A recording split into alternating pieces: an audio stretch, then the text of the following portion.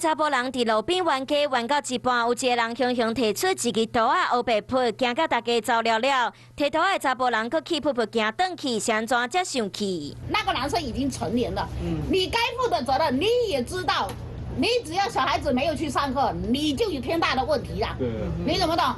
那你也塞拢他不用去上课。原来是这位林先生14岁查某囝和21岁张先生咧行，搁离开厝内，爸爸去甲告伊诱拐查某囝，在好去因兜无找着人，双方先起口角。张先生气袂过，过工去女朋友爸爸开的槟榔摊理论，爸爸一生气摕刀仔甲男朋友倒边正边的手骨拢扑着伤，连倒手的手指头啊嘛互扑断。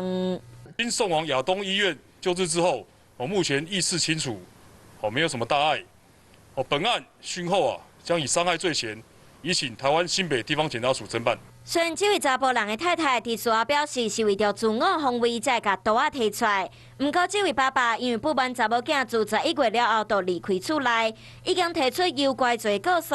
原本会使利用法律途径来处理，所以因为一时冲动甲查某囝的男朋友扑着伤，毋但面对刑责，嘛无法度挽回查某囝的心。